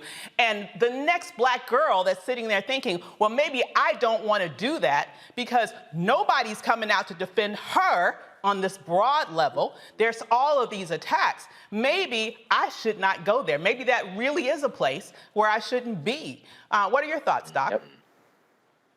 Well, I completely hear y'all and what you're talking about in terms of the cursing, in terms of you just got to say what you got to say. I think it was the philosopher Dave Chappelle who said sometimes you have to be profane in order to be profound. So yes, I completely get where y'all are coming from with that. Look, at the end of the day, this is the beginning. This is what they do. Have you noticed how much you haven't heard the term critical race theory in the news since the last election of Virginia and other places? Because they come up with a target and they stick with it. So education, critical race theory, that was the word to use. Now it's dropped. Now it's Vice President Kamala Harris, and she is going to be the target because she is powerful. So all of the stuff that happens normally within a presidential office or a vice presidential office, like a Simone Sanders leaving, that happens all of the time after the first year that these particular staff members are in office. That happens all of the time. You see situations where people talk about she's not being vocal enough. The vice president is not supposed to be out there getting in front of the president on everything. And imagine if she did. They would say she's the angry Black woman. She needs to get in her place. She needs to get behind Biden. So we understand that as it relates to them, she can't win for losing. We saw Tucker Carlson a couple of weeks ago talking about throwing out some of that birther stuff. Oh, she grew up in Canada. Oh, her win is historic he said her win is historic for reasons we don't fully understand. Really? So this is what they are going to do because they see where she is coming from. They see the power, and we need to rally behind her. Look, we can talk about somebody's style and so on and so, but in terms of their education, in terms of their merits, and of course they're throwing out all this talk about, sleeping the way to the top like actresses in Hollywood 30, 40, 50 years ago, throwing out that type of nonsense as if she didn't get elected in California, as if she didn't get elected to where she is right now. We have to understand that they are going to have a no-holds-barred approach. If we thought what they did with Obama was disrespectful and ignorant, now you got a Black woman who is a potential president. Exactly. It is going to come out in ways we have never seen before. One of my other issues that I have with Noonan's piece is that all of this talk about death is a serious problem for me. You can talk about somebody's campaign and style without throwing in, being dead and all of that, because people are trying to forecast things that we are not going to allow to happen. So Vice President Harris, and I don't think Noonan heard Vice President Harris this weekend talking about how she's going to be coming after folks on this voting rights legislation because she got put in charge of that as well. So if you think that she's, this or needs to be humbled and so on and so forth, you watch what she's going to be doing in the next few weeks and watch how we got her back, because she ain't going nowhere but to the top. I hear that. Absolutely. So Yes, sir. take that to the bank, Peggy. Right. And we have more coming to you live with Roland Martin Unfiltered right back here on the Black Star Network. See you in a second.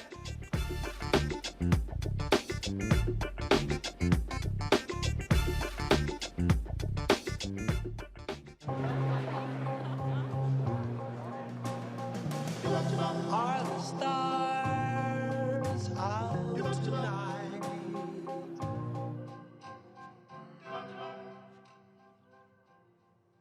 Alexa, play our favorite song again. Okay.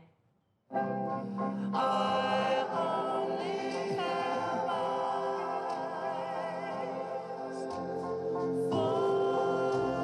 Yo, it's your man Dion Cole from Blackish, and you're watching Roland Martin Unfiltered. Stay woke.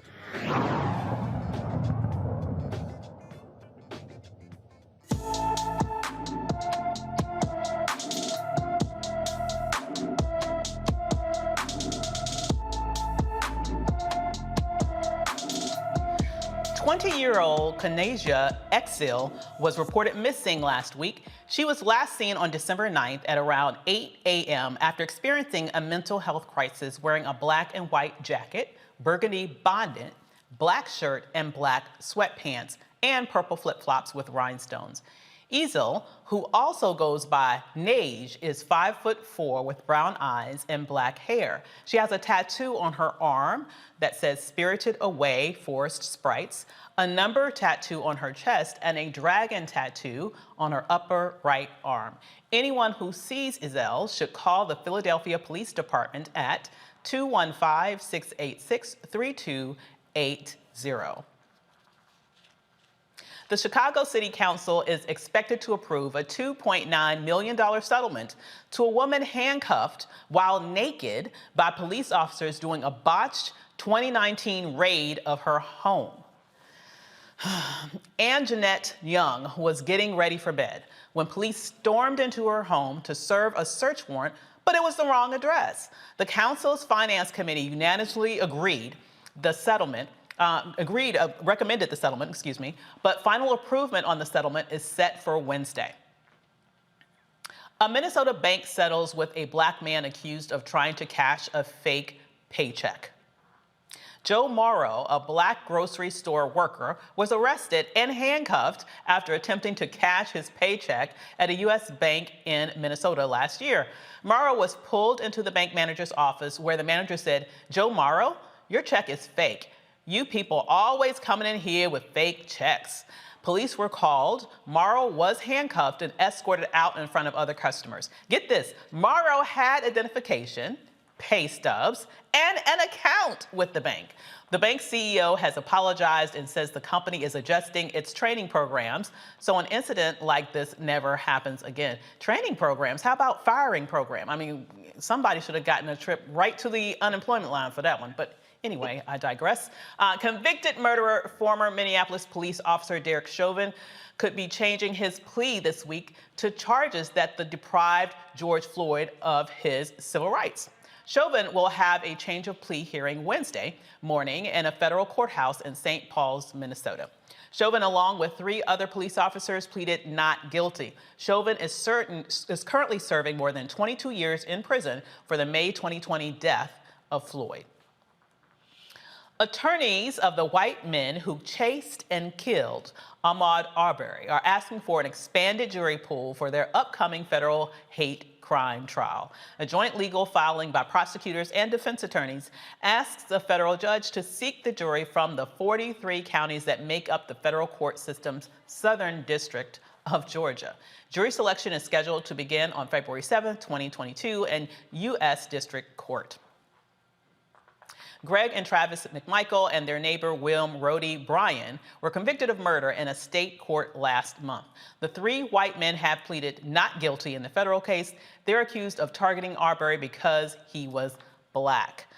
So, Dr. Omekongo, this issue with these 2 murderers continue. Now they're asking for an expanded jury pool. Do they actually think they're going to find people in America who haven't heard about this case? Or is the goal just to find enough Southern good old boys that they'll get off anyway? Oh, absolutely. I mean, when you look at this trial from the very beginning, you had the defense attorney who said, we know we need more Bubbas on the jury. And so that is exactly what they're going to try to do. I think it's a great reminder to let people know that we still don't have a federal anti-lynching law.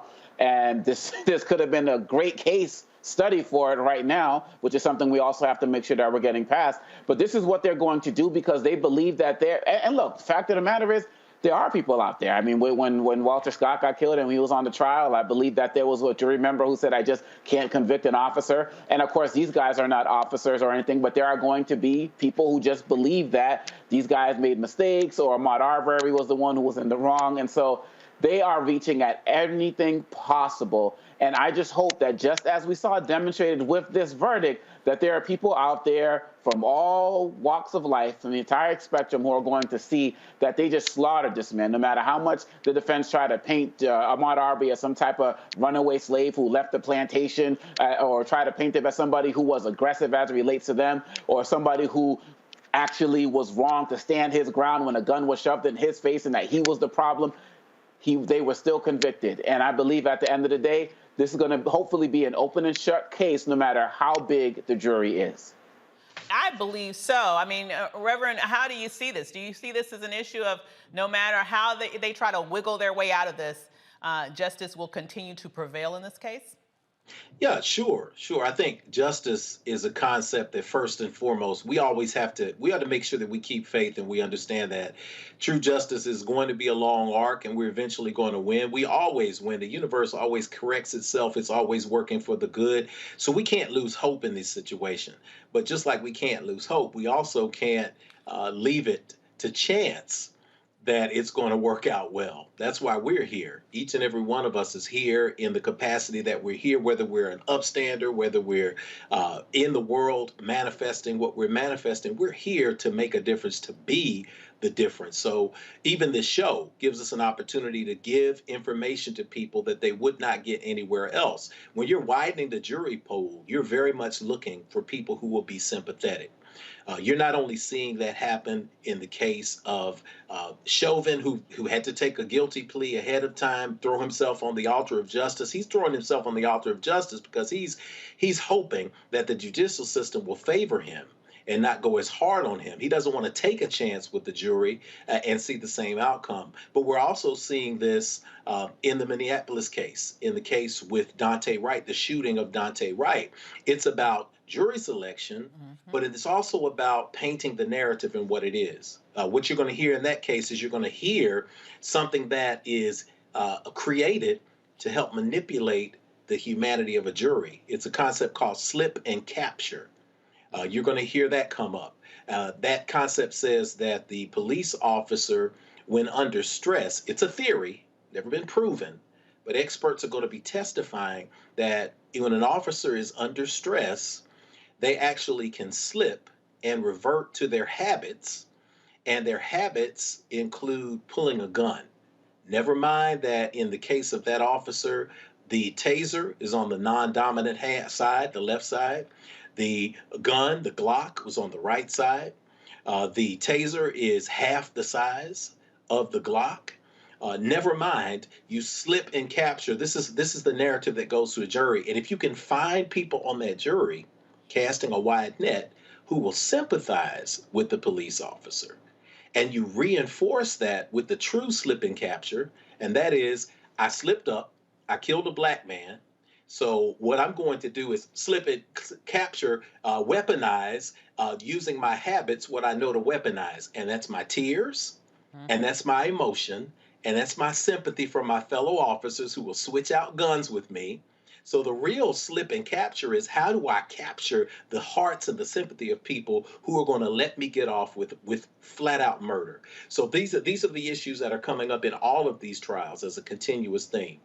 Absolutely. And no lives were on the line here, but I just have a question. What the hell is going on in Minnesota? Now, this story here about Joe Morrow, a grocery store worker, going in to cash a check at a bank that he has an account in. He has his payroll sort of stub. He has his ID. He works, let's just be honest, he works at a grocery store that was not $1 million check, y'all. Okay, I think it's safe to say that. Okay, $900. Thank you. I mean, it's not like he was asking for all the money they had in the damn.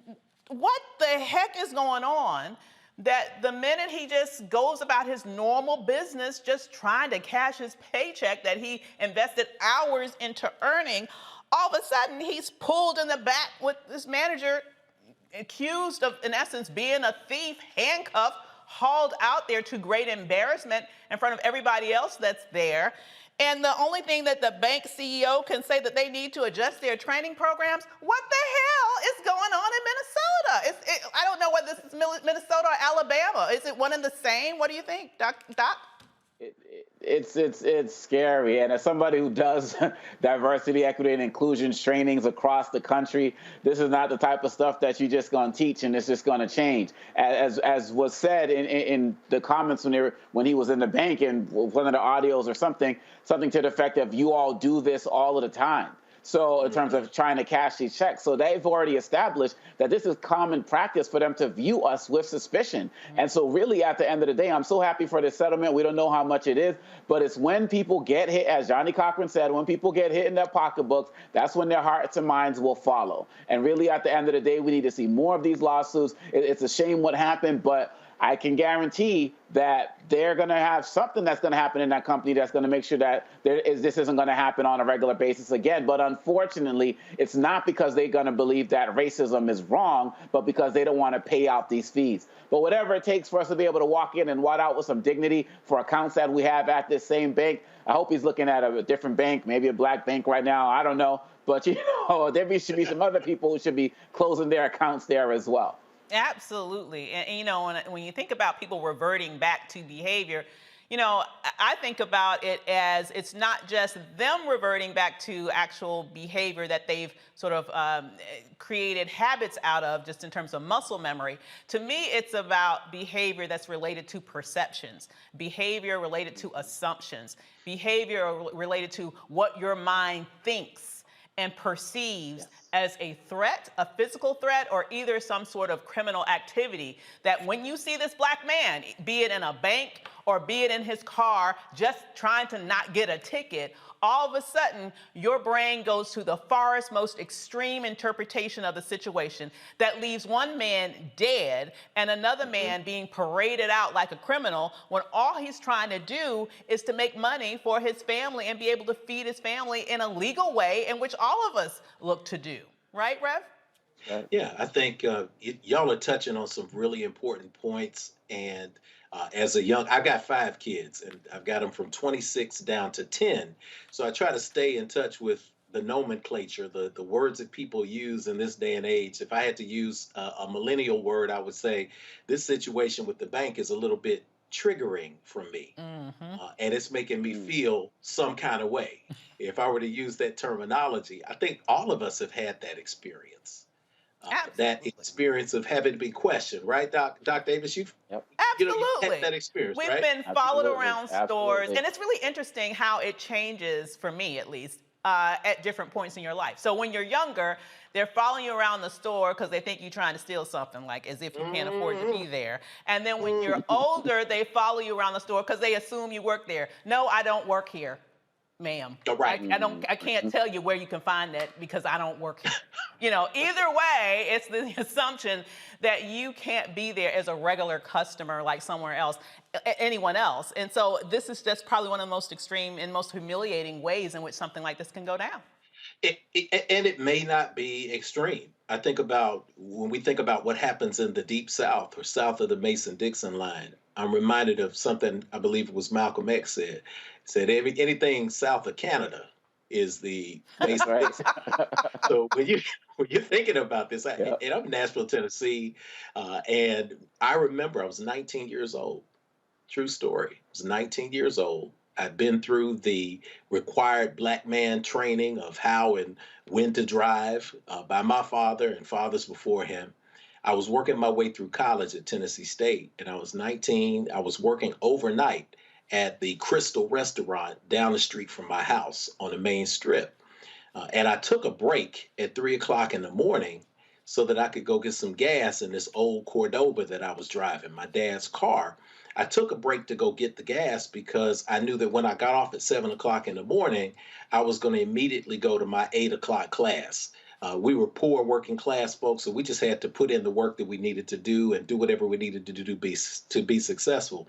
But long story short, I remember pulling out of the parking lot of the Crystal and seeing a police officer, Berry Hill police officer, right across the street, the gas station. And before I made it past the next light, he had been right behind me, bumper to bumper, following me at 25 miles an hour. And when I say that, you say that in mixed company and people say, oh my God, that doesn't really happen, does it? And you just kind of say, I'm going to continue the story. But you get to the point where those blue lights come on. Mm-hmm. And those blue lights don't mean, oh, wow, what's wrong? The blue lights mean, uh-oh, let me go to 10 and 2. Mm-hmm. So I went to 10 and 2 and pulled over. And all of us are human beings. This epidermal layer, this skin thing, it's a social construct that we made up. So we all naturally have the same responses. And I always tell people there's an inner white man in me that exists. And he speaks out loud sometimes, and I have to suppress him and remind him that the outer man is a black man. So when I get pulled over and the officer comes up and shines this spotlight on me, the inner white man in me screams, what the hell do you want, Chief? But the black man in me who has filtered this says, can I help you, officer? Mm-hmm. What are you doing out here? Yep. Absolutely. I'm going to get some gas. Why are you out so late? The inner white man said, why are you out so late, Barney Fife? But the black man in me says, I'm just going to get some gas. I'm at work and I'm taking a break. He says, where do you work? He shines a spotlight on me. I have a brown pair of Crystal pants on, a shirt with Crystal Restaurant on it, a name tag with the Crystal logo, and a visor with Crystal on it. And again, the white guy in me wants to say, 2 blocks right there at the Crystal. Can't you see what I got on? But the brother in me says, I work at the Crystal. Which one? Without moving my hands from the steering wheel. On the Congo, right? Move your hands from the steering wheel. You take a chair. Right? Yes, sir. Mm-hmm. Yes, sir. I nod. I say, the one behind me there. If I call there, will they verify it? Wow. Wow. So you can just walk in the store and get a full Crystal uniform, apparently. Apparently. I don't know where they selling Crystal outfits at 3 o'clock in the morning. So he says, okay, let me have your license. Do you know this man went back and to his car? He not only called my license and saw no problems, but he called the restaurant and the manager and verified that I worked there. He came back to the car, handed me my license, and he said, be careful. And I drove to the gas station with that feeling of powerlessness, but at the same time, that weird feeling of gratitude that somehow I had reached that accomplishment that we reached of dodging the bullet, that I would see my family again, that I would grow up and get married and have kids, that I would finish college. And I was a step closer to that. And that's a feeling many people don't have. But when you go into that space where you go into a bank, the stereotype is you don't want to work, so you get a job and you get a paycheck. Well, we don't believe that this is your paycheck. We're going to handcuff you. I am celebrating the small victory that the brother got from the undisclosed settlement. I'm also celebrating all of us, men and women, who every single day have to navigate to a space where we're concerned when those blue lights come on, if we're going to make it and be able to see the next day. Each little victory counts. Absolutely. Totally agree. That's right. So there's a lot more to come on Roland Martin Unfiltered. We have to take a quick break, but we will be back soon. You're watching Roland Martin Unfiltered on the Black Star Network. See you in a sec.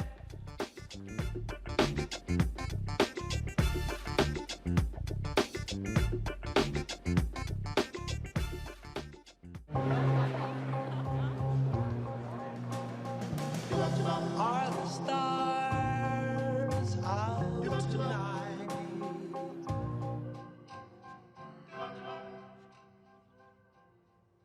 Alexa, play our favorite song again. Okay.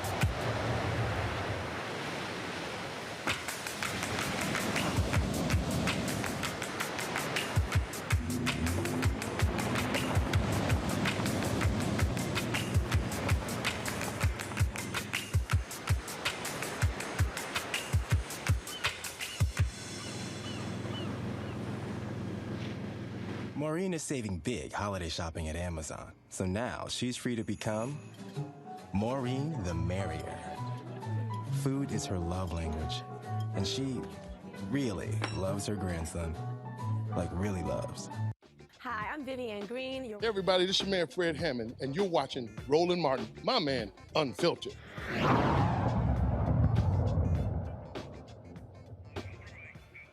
Tornadoes left dozens dead over the weekend. Friday night, 6 people died after part of an Amazon warehouse collapsed in Edwardsville, Illinois.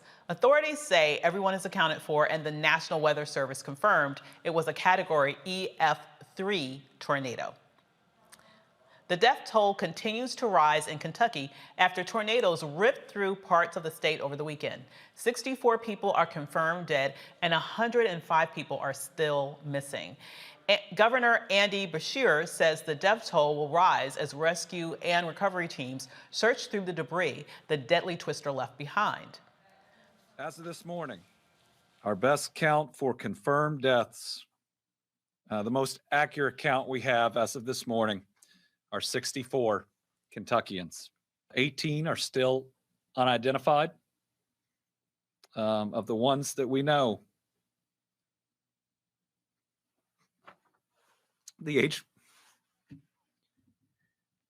range is 5 months to 86 years, and 6 are younger than 18. And it may be weeks before we have final counts on both deaths and levels of destruction. I know, like the folks in Western Kentucky, I'm not doing so well today, and I'm not sure how many of us are. I was working on getting the confirmed deaths this morning and realized I was writing on the back of notes that one of my kids took from school. And here's what it is. It's notes on inertia. It means that an object that's in motion will stay in motion. So we're going to keep putting one foot in front of the other and push through this. Everybody out there, get the help you need. Take care of yourself, and we'll continue to provide updates. To the people of Western Kentucky, we're not going anywhere. We're going to be with you today. We're going to be with you tomorrow, and we're going to be there with you to rebuild. So tragic. 300 National Guard troops are helping to clear roads. President Biden is expected to visit the state on Wednesday. United States COVID deaths have surpassed 800,000, more than any other nation worldwide. In the last 74 days, there have been more than 100,000 deaths. Medical professionals are urging vaccines, social distancing, and masks as precautions to stop the spread of the virus. Scientists and health officials are battling over a war against COVID and vaccine disinformation, and hope citizens will heed scientific-based medical advice. Dr. Omikango, you know, when I hear about, first of all, this huge tragedy that we just saw with regards to the tornadoes, one of the things that I think about is that in times like this, you know, you really do begin to see humanity among our citizenry when people begin to feel empathy about that situation. But when you juxtapose that against the fact that you also have this huge contingent of people who have been spreading lies now for years at this point that has also led to death. And we don't see the same level of humanity with regards to the recklessness of disseminating misinformation and how that can lead to 800,000 deaths, the most in the world. You know, it seems to me that we have a long way to go in this country when it comes to really fomenting a culture where we do look out for our brothers, our neighbors, those that we claim to care about as fellow Americans, because every life is precious. You're absolutely right. And when I see the response that's happening to this hurricane, and, you know, my heart goes out to everybody there, and we all need to support in every way that we can. You know, this hurricane didn't ask what your religion was, you know, what your political affiliation was.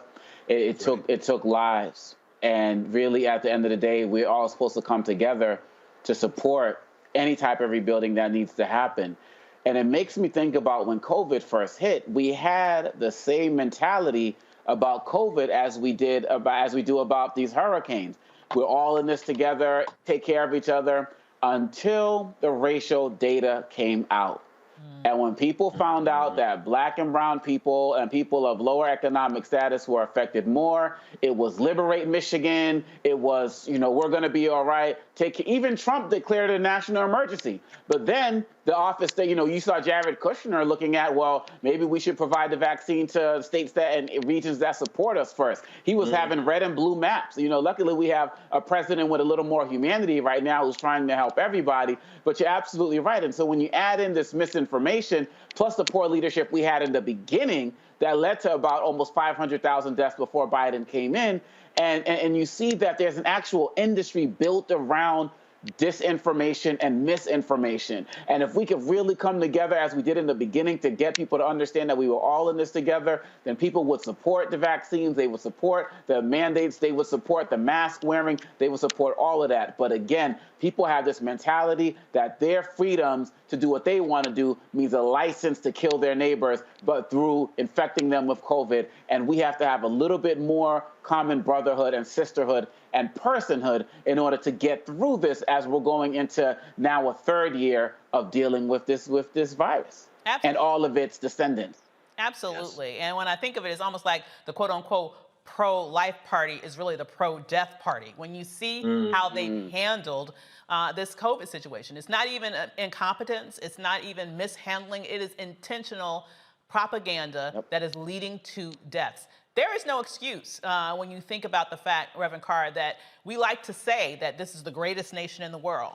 We like to say that there's nothing that Americans can't do. We like to lean on this idea of American exceptionalism. Hell yeah, we're exceptional. We're the worst nation in the world when it comes to COVID. More people have died in the United States related to this pandemic than in any other nation in the world. That wasn't by accident. If you ask me, in many ways, that was intentional. Of course it is. And when we have this myth of American exceptionalism, when we start to move into the space of belief that we're living in the zenith of civilization, we often forget that civilization's root word is civil. Civil speaks to the social order. So we should be in a space where everything is equal, right? And again, Doc, when you're talking about diversity, equity, and inclusion, we often do the diversity. We also often do the inclusion, but we forget about the equity. And the equity is about resources. It's about the money. It's about the forces. Now, in these situations here, with over 50 million people infected with COVID, some strain or some variant, with over 800,000 deaths, that's larger than some U.S. cities' entire population. It's tragic. You couple that with natural disasters. We're doing natural disasters. I probably look gruff because at my house we've been without electricity for 2 days because we caught the tail end of the tornadoes that hit in Tornado Alley this time, but last year hit Nashville directly. But to the people who are there in in Evansville, Illinois, to the people who are in Kentucky. I think the ticker is up to 74 who have transitioned into life after life, and 109 people who are unaccounted for. We have to now look and see where our humanity is. These moments, these crossroads give us the time to make a check, to have a checkpoint. It was interesting, fascinating, and even heartfelt to hear the governor say a couple of new things. In his latest press conference, he pointed out something that was a glaring difference. And we're talking about the South. He said this is the fastest time in history with the national disaster that the president has declared a state of emergency. That simple shift in federal, who's sitting in that chair, makes a world of difference. You don't have to wait. You don't have to vet. You don't have to decide who's blue and who's red. You say people need help. We're in a space now, and I'll close it with this. We, as human beings, right, we are not human beings who are piecing together these spiritual experiences. We are indeed spirits who are navigating the human experience. And we're living in this little body that was made for us to exist in. I call it our earth suit. And each one of us is trying to navigate the best way we can through our earth suit. We're trying to protect our earth suit from COVID. We're trying to protect our earth suit from natural disaster. We're trying to protect our earth suit from being shot by the police. We're trying to protect this earth suit because it holds something invaluable. Something the governor recognized, and I could feel it in the emotion, was one of the laws of Newtonian physics. And he quoted it on the back of his paper. It's a metaphor for where we should be as a world, as a society. And it's real simple. An object at rest remains at rest unless acted on by an unbalanced force. It's going to stay the same unless we decide we're the unbalanced force. An object in motion remains in motion in the same line and trajectory unless acted upon by an unbalanced force, and it changed. Do we take this moment to say we don't like the static state of civilization in America? Do we take this moment to say we see a trajectory that we do not like, and therefore, because of those two elements, we are going to be the unbalanced force. We are going to put something new in this world right now that is going to make sure that we demonstrate what humanity truly is. And it's a remarkable moment for us to do so in the United States of America. Absolutely. And coming up next on Roland Martin Unfiltered is another way to protect your earth suit. It's our Fit, Live, Win segment. Today we will find out how to lower our blood pressure naturally. But first, a word from our partner, Amazon. Roland Martin Unfiltered on the Black Star Network. We'll be right back. Betty is saving big holiday shopping at Amazon. So now, she's free to become Bear Hug Betty. Settle in, kids.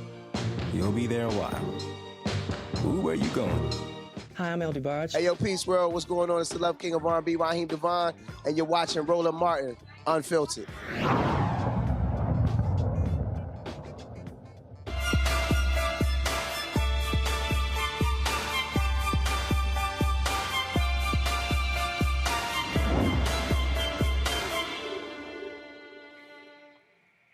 Ever wonder why doctors recommend a diet low in sodium and remind you not to add extra salt to your meals? Well, I wish they wouldn't, but they do say that, huh?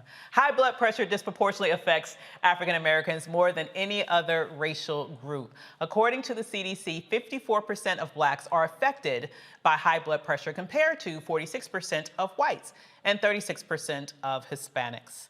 Having high blood pressure increases the risk of kidney disease, stroke, and heart disease. Here to tell us how we can lower our blood pressure naturally is Dr. Frida Fisher, nephrologist, internist, and author of Under Pressure, a guide to controlling high blood pressure. She joins us from Georgia. How you doing there, Doc?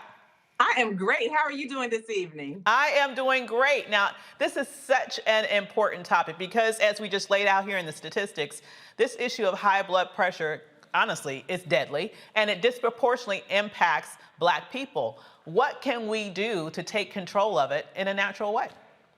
The first thing we can do is understand our risks. If you have family members who have high blood pressure, if you are a person who is living with obesity, that puts you at risk. If you lead a sedentary lifestyle, if you're busy and you just don't put exercise as a priority, that puts you at risk for high blood pressure. So there are all kinds of things that put us at risk.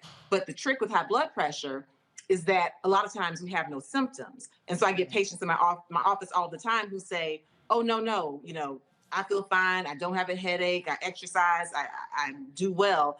I think I'm fine. But high blood pressure is a silent killer. So you can be walking around here looking healthy, feeling good, but the high blood pressure can be damaging your kidneys, damaging your heart, causing strokes, and ending you up in my dialysis unit on dialysis when it really doesn't have to get to that point. Wow. So, I know as a daughter of two parents who were on blood pressure medication for years, my mom is still on it. She's still with us in her 90s, but my father actually ultimately succumbed to heart disease in the fact that he had a heart attack and later on did pass, largely related to that. What can you tell us about how we can control this? Because I think for me, and probably a lot of people like me, we hate the idea of being on a drug for the rest of our lives. So what are our other options to control high blood pressure without having to rely on sort of pharmaceutical interventions? So here are some options. And one thing I want people to realize, that even as we have lifestyle options, you may still, if you have severe high blood pressure, have to go on medications. In other words, if your blood pressure is very high, 200s over 100, 160 over 90, we don't sit and wait for 6 months to a year for the lifestyle medication, the lifestyle regimens that kick in if that blood pressure is damaging. Sometimes you might have to do integrative therapy where you do both. But here are some ways that you can get started. One, maintain a healthy weight. You want to consult with your physician, find out what weight is healthy for you, and eat a heart-healthy diet to try to get to that weight, which I know is easier said than done. With a lot of us in the Black community, a weight that is written down, that's kind of a cookie cutter weight that should be right, it may not be right for you as an individual if you're shaped in a certain way where you're a muscular person or your bones are dense. And so you really want to find out what weight is healthy for you. And in some cases, some studies have shown that for every 2 kilograms you lose, like if you lose about 5 pounds, you can lower your blood pressure by as much as 5 to 10 points per 2 kilogram loss. So getting to that healthy weight is not just about vanity, but it can help with blood pressure. The other thing is exercise. According to the American Heart Association, we should be exercising, doing moderate exercise about 150 minutes per week. We should be exercising most days. It doesn't have to be a vigorous marathon run. It could be, walking up and down the stairs and kind of charging your steps, seeing how many steps you have. If you are a person who cleans intensely and you're vacuuming and makes you work up a sweat, put on one of these smart devices and find out. Park far from the grocery store and walk, count those steps. But exercising can help to decrease blood pressure. There's some other things as well. There's a lot of foods. And it's tricky because, especially in this day and age where people are paying attention to studies and randomized controlled scientific trials, we don't have a lot of trials on foods that can help to lower the blood pressure because, quite frankly, it's hard for pharmaceutical companies to make money if you do a study on celery or a study on garlic. But we do have some anecdotal studies, meaning some small observational studies where physicians have noticed that patients who eat a lot of celery, in some cases, the celery can act like a natural water pill or a diuretic. That can help lower blood pressure. Certain foods like garlic. Garlic has a substance in it that actually helps to soften the arteries. And when the arteries soften, that helps them to relax or to dilate, and that can lower the blood pressure. Again, we don't have the huge studies to support it, but consult with your physician. Try putting more of these foods in your diet. Try having lemon, zest your lemon. And the zesting of the lemon is really good because if you use like garlic, lemon, other things like that to season your foods, then that makes you less likely to pick up the salt. And decreasing salt in your diet is another huge way to lower your blood pressure naturally. What I love about your advice is it's so doable. I mean, you're not asking people to go on some wild, crazy diet that they can't maintain.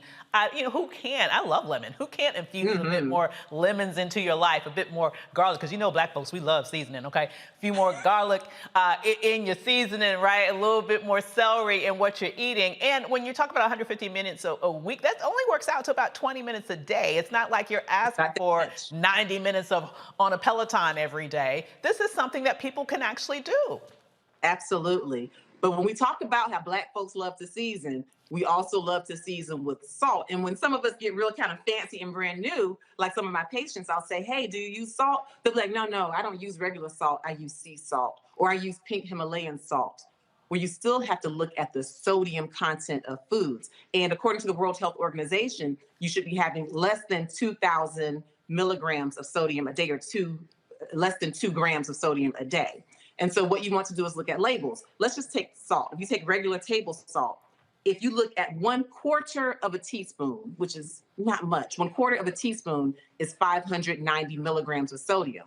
So you multiply that out by 4, and you see 1 teaspoon of salt, you've already exceeded the daily recommendation of the 2,000 milligrams of sodium. And I want people who are listening to just kind of go into your pantries and pull out things, start looking at sodium.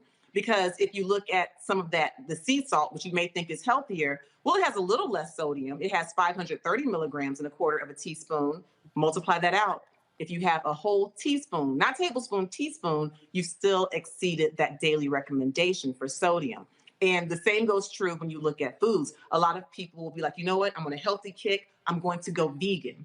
But, with our lifestyle, a lot of people like to get, frozen vegan foods. Well, if you get vegan sausage, for example, like some vegan sausage links, 3 links in some companies is 390 milligrams of sodium. A lot of us, we're not going to stop at 3 links. We're going to get more links. So my point is, even when you're grabbing things that are healthy, you need to look at the salt. Same thing with some of these lean pre-packaged meals. Like if you get a lean meal of spaghetti, and it might have 300 calories. So it's really nice, low calorie, can help you, maintain your weight or lose weight. But that same little package may have over 300 milligrams of sodium. And so being a sodium watcher is a big way, because a low salt diet can help to lower your blood pressure. If you have high blood pressure, it can also help to lower your blood pressure if you have normal blood pressure. So for all of us, we should be having low sodium diets, less than 2,000 milligrams. According to the American Heart Association, less than 1,500 milligrams. You want to consult your physician to find out which one is right for you. I have to say, I feel attacked because I am a card-carrying member of the pink Himalayan salt crew. Yeah. And now I have been told that, sister girl, you are living a lie. You are fooling yourself with that pink Himalayan salt. Okay. Now, it does have some minerals, some magnesium, and so it does have some added benefits in that regard, but it still has sodium. And so I don't want people to just grab it, close their eyes, and just shake that Himalayan salt. I'd be shaking like crazy. Okay, I got to stop that. Reverend Carr, do you have a question for our amazing guest tonight? And Dr. Fried, I want to say thank you so much. It was exceptional information that you gave. You made me reach down to my desk for my sea salt caramels, and I started looking at the salt content. How much sodium per serving? Oh my goodness, per serving, which I won't tell you how many I had. Don't say it. Just whisper it in my ear. It's a full circle of knowledge. 360 grams of sodium. Milligrams, 360 milligrams. So here's a good question, because again, we talk about people going out full vegan and going crazy. My trick, I guess, I would try to give myself an exception by saying I've been a vegetarian for 31 years. 31 years I've been a vegetarian. But my space that I had to watch out for was, because I'm a vegetarian, I tell myself I can eat a lot of junk food because I had a sweet tooth. And so I don't always look in on the sodium content. And when I came through the old school stages of veganism, vegetarianism, you had to actually make your burgers out of black beans, and you had to do that, rice patties and all the old school stuff. Young cats come up now, we got Impossible, we got Beyond, we got all of the other products. And I look at it, and they are so loaded with salt that I literally, you're hurting yourself if you eat those every day. So let me ask you this, because I know you've got so much great information for the average person who's out there who says, you know what, I'm in a culture that says I'd rather eat what I want to eat and take a pill for it, but I really do want to make a change. What are one or two things they can do after they get off the program tonight to say, starting tonight, first thing in the morning, here's 2 or 3 things I'm going to start to do? Here's the first thing: meditation. Meditation. And I used to think that meditation meant just kind of sitting down and being quiet. What are we doing? But when you meditate, you clear your mind and you do slow, deep breathing so that you get into breathing practices. And here's the thing about breathing. Slow, deep breathing is another way you can lower your blood pressure naturally, because when you take in slow, deep breaths, that causes the heart rate to lower, and it causes the blood vessels to get bigger or to dilate, and it lowers the blood pressure. So something that people can do even right now, or as soon as they get off of this program, they can silence the room, slow, deep breathing, that can help to lower the blood pressure significantly.